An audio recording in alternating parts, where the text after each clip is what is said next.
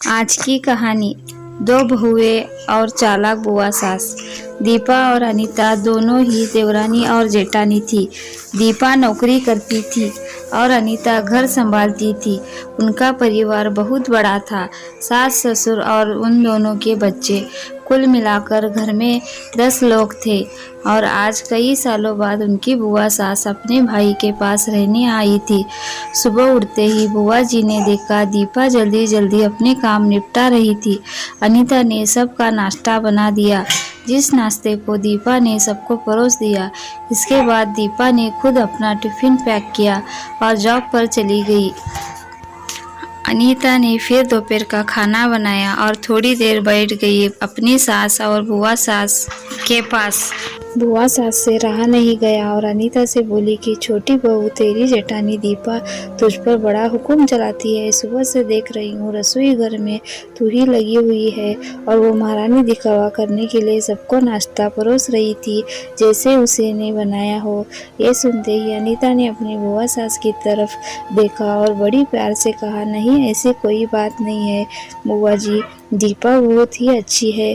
बुआ बोली, तू बहुत बोली है अनीता, पर मैं सब समझती हूँ, इतनी बूढ़ी मैं ऐसे ही नहीं हुई। अनीता से अब रहा नहीं गया और वो बोली कि बुआ जी, आपको दीपा दीदी का बाकी सबको नाश्ता परोसना दिखा, मगर आपको यह नहीं पता कि उन्होंने मुझे डांट कर सबसे पहले नाश्ता करवाया, फिर चाय पिलाई और वो रोज़ ही मुझे सबसे पहले ही नाश्ता करवा देती है, वरना सबका नाश्ता बनाते तो मैं नाश्ता ही नहीं कर पाऊँ।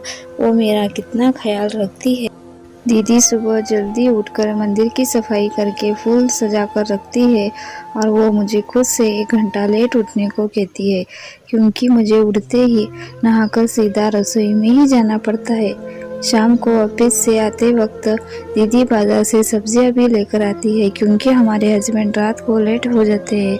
और दीपा दीदी ने सासू माँ को बाजार जाने के लिए मना किया है, क्योंकि माँ जी अब 60 साल से ऊपर की हो चुकी है। कहीं बाजार जाते समय उन्हें तकलीफ ना हो जाए। वैसे भी उन्हें घुटनों की परेशानी है और जब भी माँ जी को घूमने का मन होता है तो दीपा दीदी छुट्टी करके खुद उनको घुमाने लेकर जाती है। और हाँ बुआ जी, दीपा दीदी रोज शाम को आकर खाना बनाने में मेरी खूब मदद करती है। चाहे वो कितनी भी थकी हुई हो, वो मेरी जेठानी ज़रूर है, मगर वो मुझे अपनी छोटी बहन ही मानती है और मैं उन्हें बड़ी बहन मानती हूँ। ये सब सुनते ही बुआ चुप हो गई। शायद उसकी चुगली अनीता के आगे फेल हो चुकी थी। शाम को दीपा सब्जी की थैली अनीता को पकड़ाते हुए बोली कि अनीता, सब्जियों के साथ वाले थैले में तुम्हारी फेवरेट लेखक की किताब भी लाई हूँ। ये सुनकर अनीता खुश हो गई और बोली, थैंक्स दी। अनीता सब्जी को थैली किचन में रखी और किताब रखने अपने कमरे में चली गई। तभी बुआ जी ने दीपा को आवाज़ दी, बड़ी बहू जरा हाँ ना। दीपा बोली, जी बुआ जी। तभी बुआ बोली कि तुम इतनी मेहनत करके कमाती हो और ऐसे ही कि फालतू किताबें खरीद कर पैसे की बर्बादी कर रही हो, वो भी अपनी देवरानी के लिए।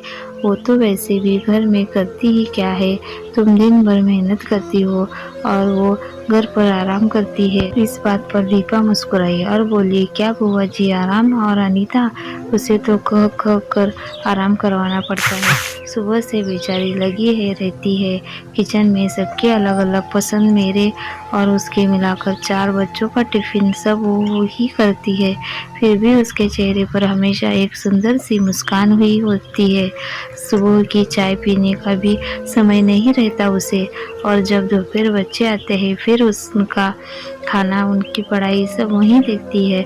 वो है, इसलिए मुझे बच्चों की चिंता भी नहीं रहती और मैं अपना पूरा ध्यान ऑफिस में लगा पाती हूँ। कुछ दिनों पहले ही प्रमोशन मिला है। मम्मी पापा की दवाई कब खत्म हुई और कब लाना है, ये सब वो ही ध्यान रखती है। घर पर कभी कौन सा रिश्तेदार आता है, उनकी सेवा भी वही करती है। और बुआ जी, घर पर रहकर घर और बच्चे संभालना कोई छोटी बात नहीं।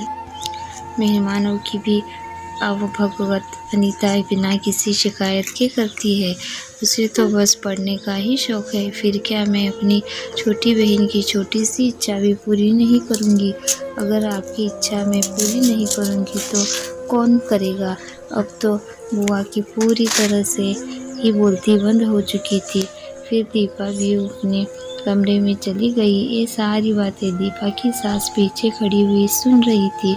वो बुआ के पास आकर बोली कि जीजी, ये दोनों देवरानी जेठानी ज़रूर है, मगर इनका प्रेम दो सगी बहनों से भी ज़्यादा बढ़कर है। ये दोनों ही एक दूसरे का अधूरापन पूरा करती है। मेरे घर की मजबूत नींव है ये दोनों। पहले मैं भी एक बुरी सास थी और हमेशा ही मैं इनको लड़ाने की सोचती थी, लेकिन इनके प्रेम के आगे मैं पिघल गई। और वैसे भी इनको लड़वा कर नुकसान तो हमारा ही घर का है ना, इसलिए मैं भी इनकी ही प्रेमी मिल चुकी हूँ। लेकिन ये बातें दीपा और अनीता की बुआ सास को समझ नहीं आई और वो मुंह घुमाकर अपने कमरे में चली गई, क्योंकि वो तो इनको लड़वाने ही आई थी। लेकिन दीपा और अनीता जैसी इस बहुओं के बीच दरार पैदा करना बिल्कुल नामुमकिन था। और दोस्तों, अगर दीपा अनीता जैसी बहुएं बेटी हर घर में हो तो उनके प्यारे घर को बड़ी से बड़ी ताकत भी नर्क नहीं बना सकती। वाकई में ऐसी बहुएं हर घर में हो तो हर एक घर स्वर्ग बन सकता है।